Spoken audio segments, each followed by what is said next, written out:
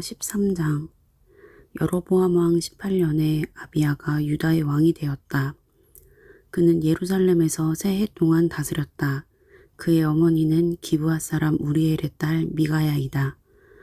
아비야와 여로보암 사이에 전쟁이 벌어졌다. 아비야는 전쟁에 용감한 군인 40만을 뽑아 싸우러 나갔고 여로보암 역시 정예 군인 80만을 뽑아서 맞섰다. 아비야가 에브라임 산간지역에 있는 스마라임 산 위에 서서 소리쳤다. 여로보암과 온 이스라엘은 내가 하는 말을 들어라.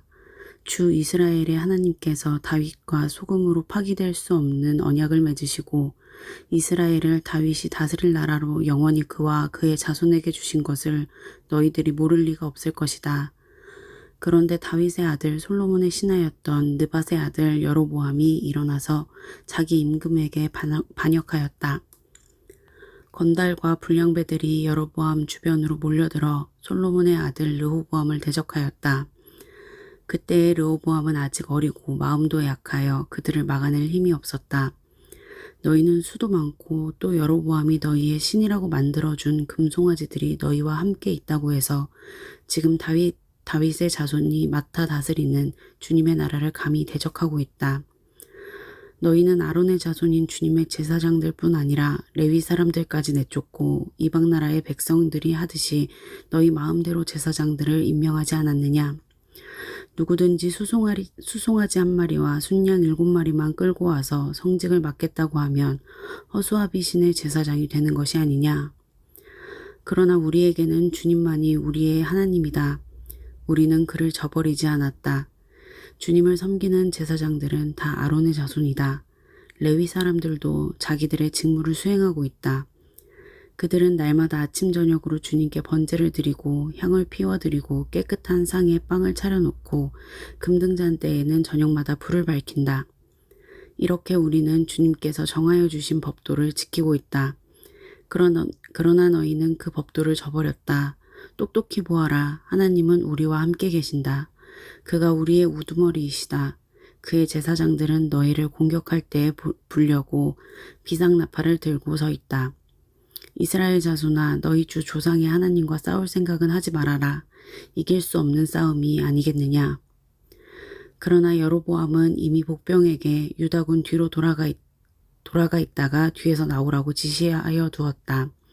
복병이 매복하는 동안 중심 공격 부대는 유다군과 정면에서 대치하고 있었다. 유다군이 둘러보니 앞뒤에서 공격을 받고 있는 것이 아닌가.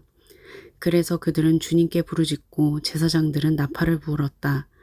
유다군이 함성을 지르고 하나님께서 여로보암과 온 이스라엘을 아비야와 유다군 앞에서 치시니 이스라엘 군이 유다군 앞에서 도망하였다. 하나님께서 이처럼 이스라엘 군을 유다군의 손에 붙이셨으므로 아비야와 그의 군대가 이스라엘 군을 크게 무찔렀다. 이스라엘에서 뽑혀온 정예병 가운데 죽어 쓰러진 병사가 50만 명이나 되었다. 이렇게 이스라엘 군이 항복하고 유다 군이 이긴 것은 유다가 주 조상의 하나님을 의지하였기 때문이다. 아비야는 여로보암을 뒤쫓아가서 그의 성읍들, 곧 베델과 그 주변 마을들, 여사나와 그 주변 마을들, 에브론과 그 주변 마을들을 빼앗았다. 여로보암은 아비야 생전에 다시 힘을 회복하지 못하고 주님께 벌을 받아서 죽고 말았다. 그러나 아비야는 더 강해졌다. 그는 아내 14을 두었으며 아들 22과 딸 16을 낳았다. 아비야 통치 때의 다른 사건들과 그의 치적과 언행은 이도 예언자의 역사책에 기록되어 있다. 역대하 14장.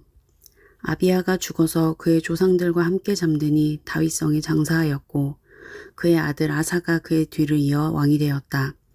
아사가 다스리던 10년 동안은 나라가 조용하였다.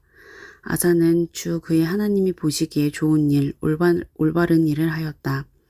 이방 제단과 산당을 없애고 석상을 깨뜨리고 아세라 목상을 부수었다. 그는 또 유다 백성에게 명령을 내려서 주 조상들의 하나님의 뜻을 찾고 하나님의 율법과 명령을 실천하게 하였으며 또 유다의 모든 성읍에서 산당과 태양상을 없애버렸다. 그의 통치 아래 나라는 조용하였다. 주님께서 아사에게 평안을 주셨으므로 나라가 조용하였고 여러 해 동안 아무도 그에게 싸움을 걸어오지 않았다. 그래서 아사는 유다 지방의 요새 성읍들을 만들 수 있었다. 그는 유다 백성에게 말하였다. 이 성읍들을 다시 세웁시다.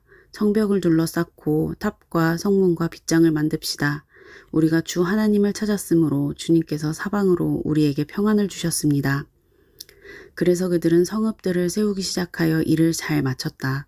아사에게는 방패와 창으로 무장한 유다 출신 군인 30만이 있었고 작은 방패와 활로 무장한 베냐민 출신 군인 28만이 있었다. 그들은 모두 용감한 정예병이었다. 에티오피아 사람 세라가 유다를 치려고 100만 대군의 병건 300대를 이끌고 쳐들어와서 마레사에 이르렀다. 아사가 그를 맞아 싸우려고 나아가 마레사의 스바다 골짜기에 진을 치고 주 그의 하나님께 부르짖었다. 주님께서 돕고자 하실 때에는 숫자가 많고 적음이나 힘이 세고 약함을 문제 삼지 않으십니다. 우리가 주님을 의지하고 주님의 이름으로 이 무리를 물리치러 왔으니 주 우리의 하나님 우리를 도와주십시오. 주님은 우리의 하나님이십니다. 인간이 주님을 이기지 못하도록 해주십시오. 주님께서 에티오피아 군을 아사와 유다군 앞에서 치시니 에티오피아 군이 도망쳤다. 아사와 그를 따르는 군대가 그랄에 이르기까지 에티오피아 군대를 추격하며 무찔렀다.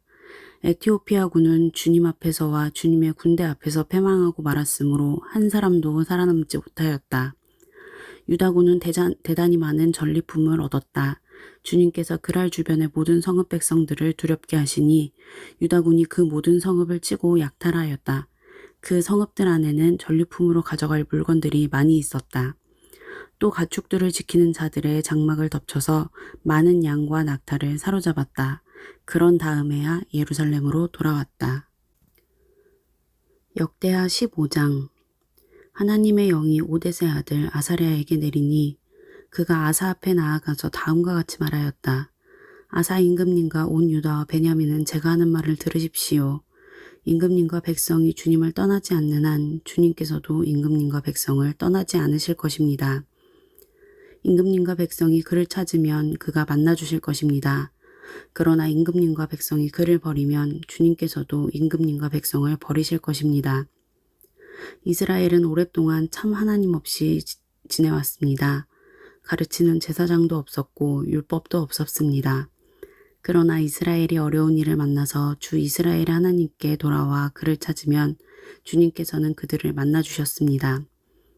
그때에는 세상이 하도 어지러워서 땅 위에 사는 모든 백성이 마음 놓고 평안히 나들이도 못하였습니다. 나라와 나라가 성읍과 성읍이 서로 치고 무찌르는 판이었습니다. 이것은 하나님께서 사람들이 온갖 고난 속에서 고통을 받도록 버려두셨기 때문이었습니다. 그러나 임금님과 백성은 기운을 내십시오. 낙심하지 마십시오. 임금님과 백성이 하는 수고에는 상급이 따를 것입니다.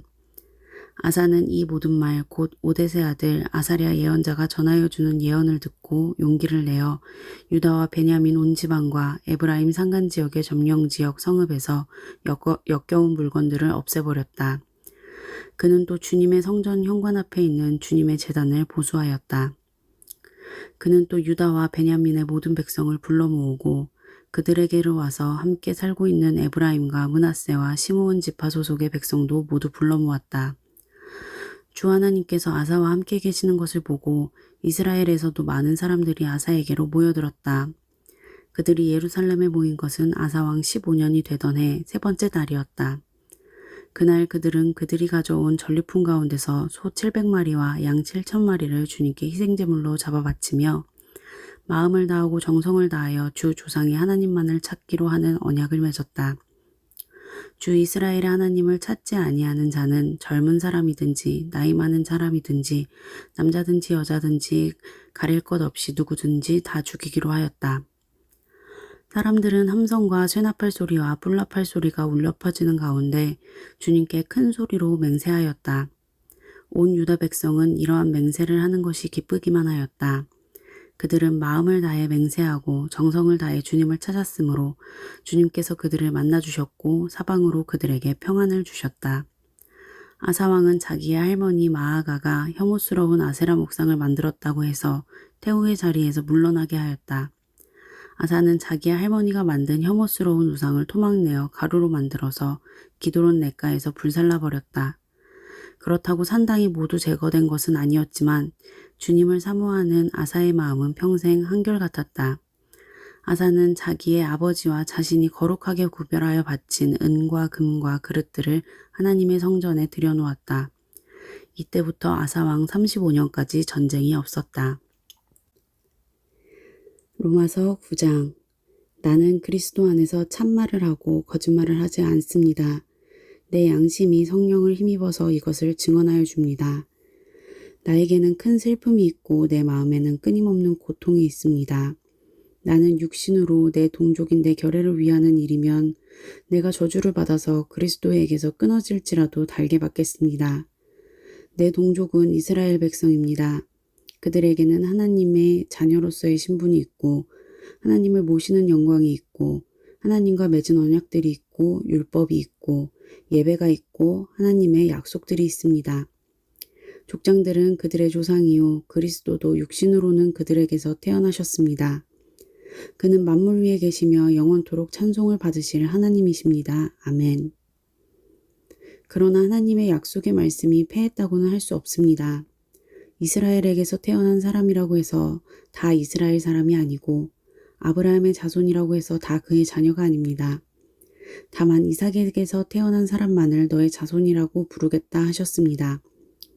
이것은 곧 육신의 자녀가 하나님의 자녀가 되는 것이 아니라 약속의 자녀가 참 자손으로 여겨지리라는 것을 뜻합니다. 그 약속의 말씀은 내년에 내가 다시 올 때쯤에는 사라에게 아들이 있을 것이다 한 것입니다. 그뿐만 아니라 리브가도 우리 조상 이삭 한 사람에게서 쌍둥이 아들을 수태하였는데 그들이 태어나기도 전에 무슨 선이나 악을 행하기도 전에 택하심이라는 원리를 따라 세우신 하나님의 계획이 살아있게 하시려고 또 이러한 일이 사람의 행위에 근거하는 것이 아니라 부르시는 분께 달려있음을 나타내시려고 하나님께서 리브가에게 말씀하시기를 형이 동생을 섬길 것이다 하셨습니다. 이것은 성경에 기록한 바 내가 야곱을 사랑하고 에서를 미워하였다 한 것과 같습니다. 그러면 우리가 무엇이라고 말을 해야 하겠습니까? 하나님이 불공평하신 분이라는 말입니까? 그럴 수 없습니다. 하나님께서 모세에게 말씀하시기를 내가 긍휼히 여길 사람을 긍휼히 여기고 불쌍히 여길 사람을 불쌍히 여기겠다 하셨습니다. 그러므로 그것은 사람의 의지나 노력에 달려있는 것이 아니라 하나님의 자비에 달려있습니다. 그래서 성경에 바로를 두고 말씀하시기를 내가 이 일을 하려고 너를 세웠다. 곧 너로 말미암아 내 능력을 나타내고 내 이름을 온 땅에 전파하게 하려는 것이다 하셨습니다. 그러므로 하나님께서는 긍휼히 여기시고자 하는 사람을 긍휼히 여기시고 완악하게 하시고자 하는 사람을 완악하게 하십니다. 그러면 그대는 내게 이렇게 말할 것입니다. 그렇다면 어찌하여 하나님께서는 사람을 책망하시는가? 누가 하나님의 뜻을 거역할 수 있다는 말인가? 오 사람아, 그대가 무엇이기에 하나님께 감히 말대답을 합니까? 만들어진 것이 만드신 분에게 어찌하여 나를 이렇게 만들었습니까? 하고 말할 수 있습니까? 토기장이에게 흙 한 덩이를 둘로 나누어서 하나는 귀한 데 쓸 그릇을 만들고 하나는 천한 데 쓸 그릇을 만들 권리가 없겠습니까? 하나님께서 하신 일도 마찬가지입니다. 하나님께서 진노하심을 보이시고 권능을 알리시기를 원하시면서도 멸망받게 되어 있는 진노의 대상들에게 대하여 꾸준히 참으시면서 너그럽게 대해 주시고 영광을 받도록 예비하신 자비의 대상들에 대하여 자기의 풍성하신 영광을 알리시고자 하셨더라도 어떻다는 말입니까? 하나님께서는 우리를 부르시되 유대 사람 가운데서만이 아니라 이방 사람 가운데서도 부르셨습니다. 그것은 하나님이 호세아의 글 속에서 하신 말씀과 같습니다. 나는 내 백성이 아닌 사람을 내 백성이라고 하겠다. 내가 사랑하지 않던 백성을 사랑하는 백성이라고 하겠다. 너희는 내 백성이 아니다 하고 말씀하신 그곳에서 그들은 살아계신 하나님의 자녀라고 일컬음을 받을 것이다. 그리고 또 이사야는 이스라엘을 두고 이렇게 외쳤습니다. 이스라엘 자손의 수가 바다의 모래와 같이 많을지라도 남은 사람만이 구원을 얻을 것이다. 주님께서는 그 말씀하신 것을 온전히 그리고 조속히 온 땅에서 이루실 것이다. 그것은 또한 이사야가 미리 말한 바 만군의 주님께서 우리에게 씨를 남겨주지 않으셨더라면 우리는 소돔과 같이 되고 고모라와 같이 되었을 것이다 한 것과 같습니다. 그러면 우리가 무엇이라고 말해야 하겠습니까? 의를 추구하지 않은 이방 사람들이 의를 얻었습니다. 그것은 믿음에서 난 의입니다. 그런데 이스라엘은 의의 율법을 추구하였지만 그 율법에 이르지 못하였습니다. 어찌하여 그렇게 되었습니까? 그들은 믿음에 근거하여 의에 이르려고 한 것이 아니라 행위에 근거하여 의에 이르려고 했기 때문입니다. 그들은 걸림돌에 걸려 넘어진 것입니다. 그것은 성경에 기록한 바와 같습니다. 보아라, 내가 시온에 부딪히는 돌과 걸려 넘어지게 하는 바위를 든다. 그러나 그를 믿는 사람은 부끄러움을 당하지 않을 것이다. 시편 124편. 이스라엘아, 대답해 보아라.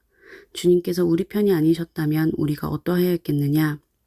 주님께서 우리 편이 아니셨다면 원수들이 우리를 치러 일어났을 때 원수들이 우리에게 큰 분노를 터뜨려서 우리를 산채로 집어삼켰을 것이며 물이 우리를 덮어 홍수가 우리를 휩쓸어 갔을 것이며 넘치는 물결이 우리의 영혼을 삼키고 말았을 것이다.